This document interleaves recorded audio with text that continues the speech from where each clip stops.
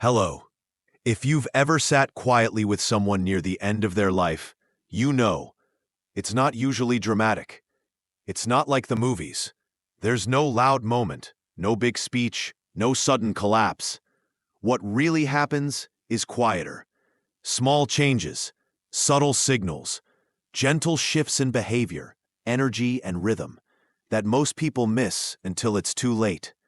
I'm Dr. Margaret Wells, and today we're talking about a topic most people avoid, but every senior and every caregiver deserves to understand. Because when the body is preparing to die, it tells us. We just have to know how to listen. Why this video matters. As a doctor who's cared for many older adults, in hospitals, hospice, and home, I've seen the same patterns repeat. Not just in patients, but in the family members who were shocked by the passing, even when the signs had been there for weeks. This video isn't meant to scare you. It's meant to prepare you, gently and honestly. Because in truth, many people don't die suddenly. They slowly let go, and their body gives clues that the final chapter is near. Knowing these signs doesn't just help you prepare practically. It gives you a chance to say what needs to be said, ease suffering, create peace, and most of all, understand that these changes are natural, not random. Misconception. Death comes all at once. When we think about death, most people imagine a heart attack, a stroke, a fall, a sudden stop. And yes, those things happen. But for many seniors, especially those with chronic illnesses or those over 75, the body often chooses a softer path. That path may take days or even months, and it begins with small signals, many of which are not medical emergencies, but rather the body gently turning inward. Think of it like a clock, not one that stops, but one that slows, tick by tick, until eventually it rests. The role of aging organs. Our organs, brain, heart, liver, kidneys, work as a team. But in the final stage of life, this team slowly disbands. The digestive system says, I don't need food. The lungs say, I don't need as much air. The muscles say, I don't need to move. Even the mind says, I don't need to remember all of this. It's not quitting, it's releasing. And it's the most natural process we know. Real story. Harold's quiet exit. Harold was 84. A kind, gentle man who had outlived most of his friends. He wasn't sick in the traditional sense. No cancer, no diagnosis, just slowing down. For the last 2 weeks of his life, he slept more than usual, stopped asking about the news, ate only a spoonful or two per meal, and eventually began saying, I'm ready to rest. There was no emergency call, no rush to the hospital. He passed in his sleep 3 days after gently squeezing his granddaughter's hand and saying, It's been a good ride. No drama, just peace. Because the signs were there, and his family knew them. What this series will cover, over the next 4 parts, I'll walk you through the 5 most consistent signs I've seen in people who are approaching the end of life. These include sudden emotional withdrawal, deep, persistent fatigue, changes in breathing and body temperature, digestive shutdown and refusal to eat, mental confusion or emotional final messages. Some may show up weeks in advance, others just days before, but all of them, when seen with compassion, not fear, can help guide you, support your loved ones, and prepare for a peaceful goodbye. A quick note on hope. If you're watching this as a senior, please don't take these signs as a verdict. You may be perfectly fine. But if these changes do come, either in you or someone you love, I want you to recognize them, not fear them. Because the greatest gift we can give each other near the end is presence, not panic. As the body nears the end of life, it doesn't always scream, it whispers. And 2 of the first whispers, often so quiet they're brushed off, are, emotional withdrawal, and persistent, total exhaustion. These are not just signs of aging. They are, in many cases, the body's first signal that it's preparing to let go. Let's look closely at each of these two signs, what they look like, what they mean, and how to respond if you see them in someone you love, or feel them in yourself. Sign number 1. Sudden emotional withdrawal. This one is easy to miss or misinterpret. You might notice a once chatty loved one goes quiet. A grandmother who loved phone calls now avoids them. A father who used to ask about your day now just nods. Or a friend who no longer makes eye contact when you visit. They may still be physically present, awake, seated in the room, but emotionally, they seem distant. This is not rudeness, it's not depression, and it's not always confusion. It's often the mind's natural way of beginning to detach from the world, to turn inward, reflect, and release. Think of it as the spirit dimming the lights in the room, preparing to leave, but doing so gently. Real example, Ruth's final visit. Ruth, 79, was known for her warm hugs and cheerful stories. But in her final week, her daughter noticed something had changed. She didn't want the TV on. She didn't ask about the grandkids. And when visitors came, she smiled, but didn't speak much. She simply said, "I'm listening now." She wasn't confused. She wasn't in pain. She was already halfway between this world and the next. This emotional withdrawal isn't a loss of love. It's often a final act of peace. Sign number 2, persistent, unshakable fatigue. We all get tired, especially with age. But this is different. This fatigue isn't fixed by a nap or a full night's sleep. It is total body-wide exhaustion, a heaviness in the limbs, eyelids, voice, and even thoughts. You may see someone who once walked daily now avoids getting out of bed. Eyes that struggle to stay open during simple conversations. A person who can no longer sit up for meals. Or someone who, after just one bathroom trip, sleeps for hours. This is the body conserving its final energy, not for survival, but for closure. Medical insight. Why this happens: as circulation slows and oxygen levels drop, the body begins to prioritize essential systems only. Breathing, basic organ function, cellular shutdown. Everything else becomes optional, including physical movement and interaction. The heart, lungs, and brain begin to slow down in harmony. And energy, once used for walking or talking, is pulled inward to support the body's final internal processes. What to do if you see these signs? If a loved one suddenly seems emotionally absent or profoundly tired, here's what I advise. Don't force interaction. Offer quiet presence instead. Lower your voice, speak slowly, and let silences be okay. Offer touch, like a hand squeeze, if they're comfortable. Don't take withdrawal personally. It's not rejection. Consider calling a hospice nurse or palliative care team, even just for a check-in. This is not the moment to fix anything. It's the moment to be there. Sometimes, these two signs can last for days or even weeks before other changes appear. But when seen together, they are one of the strongest early indicators that the end may be near. If you've ever sat at the bedside of someone who is passing, you know the breath changes. It slows, it pauses, and sometimes it sounds different, deeper, rattling, or uneven. These breathing patterns are among the most telling signs that the body is in its final phase. Along with it, you'll often notice cold hands, cool feet, or even a drop in body temperature. These aren't symptoms to treat. They're signals to understand. Let's break down what these signs actually mean and how to respond with calm and care if they appear. The breathing shift. Cheyne Stokes explained. One of the most well-known end-of-life breathing patterns is called Cheyne-Stokes respiration.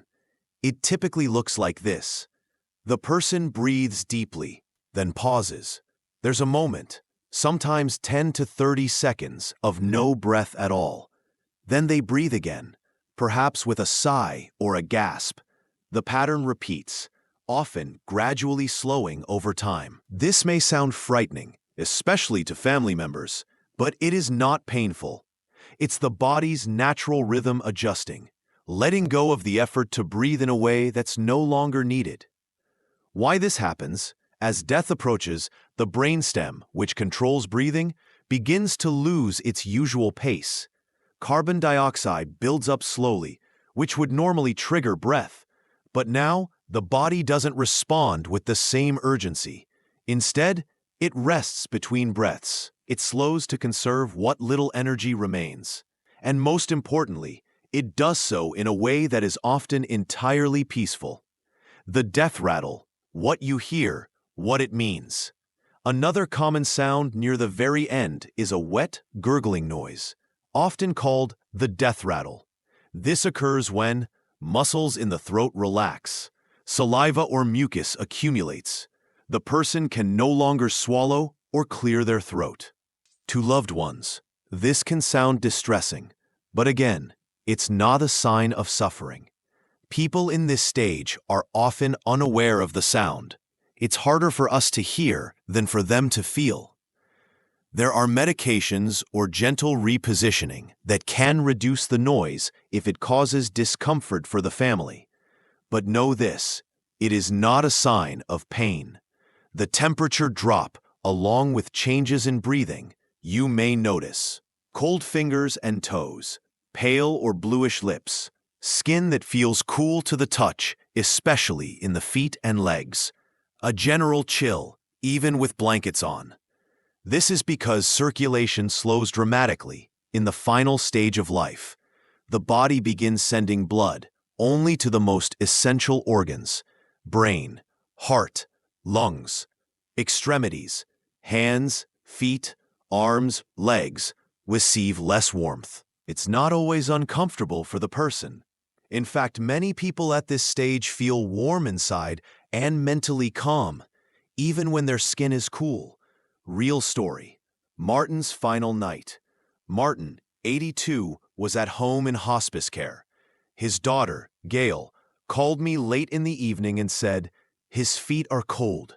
He's breathing in gasps. Should we rush him in?" I gently explained. This was the natural, final transition. She sat by his side, played his favorite old jazz song, and held his hand. He passed 3 hours later, quietly. She told me, "I'm so glad I didn't panic. I was just there." How to respond as a family or caregiver when these signs appear. Do not panic. These are natural, physiological processes. Offer comfort. Hold their hand. Speak gently. Use blankets only if requested. Overheating isn't helpful. Call hospice or your provider for support. Not to intervene, but to guide you. Let silence be okay. Sometimes, just being there is the best medicine. When someone refuses food or begins speaking in ways that feel confusing, most families worry. They haven't eaten in 2 days. Should I force them to try? Or, they said something strange last night, something that didn't make sense, or maybe meant everything. These moments, though unsettling, are normal, expected, and even meaningful as someone nears the final chapter of life. Today we'll talk about the body saying no to food and the mind offering final messages in its own unique language. Sign number 4, refusal to eat or drink. In the last stage of life, appetite disappears. Not because someone is being difficult or giving up, but because the body no longer needs nor wants food. Why? Because the digestive system begins to slow down. Organs are conserving energy, and digestion uses a lot of energy. There's no longer a physical drive for nourishment. Thirst reflex also fades as the body adjusts its fluids. At this stage, eating isn't helpful. In fact, forcing food or drink can cause more harm than good. Families often worry, "He hasn't eaten in days, won't he starve?" No. The body is shutting down in a gentle, protective way. And just like newborns don't need steak and potatoes, those at the end of life return to simplicity, stillness, and lightness.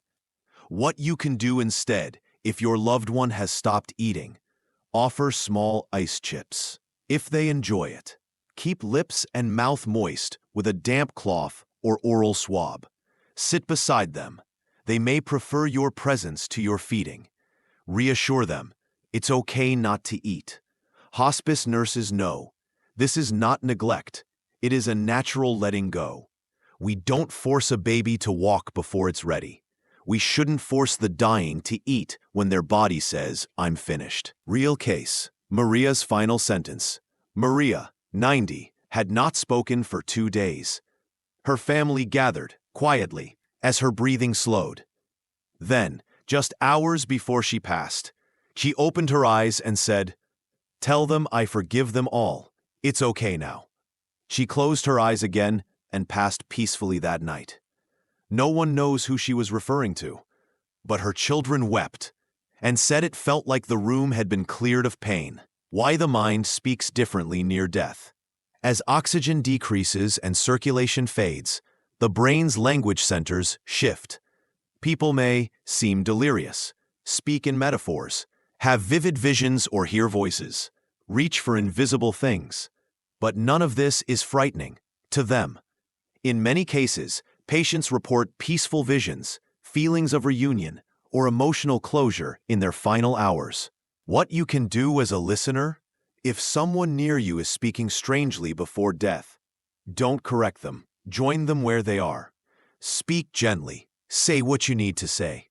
Hold their hand and allow the silence to speak too.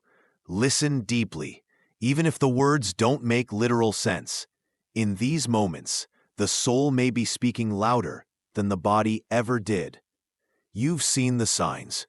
A loved one isn't eating. They're quiet, tired, their breathing has changed, and deep down, even if no one says it aloud, you feel it. This may be the end. And the question that hits your chest is, what do I do now? I'm Dr. Margaret Wells, and in this final chapter, I want to guide you, not just as a physician, but as someone who sat at hundreds of bedsides. Because when death is near, your presence becomes the medicine. Let me show you how. Step 1. Breathe with them, not for them. When the breathing gets shallow, rattly, or irregular, don't panic. Sit close, place your hand on their arm, match their breath with yours.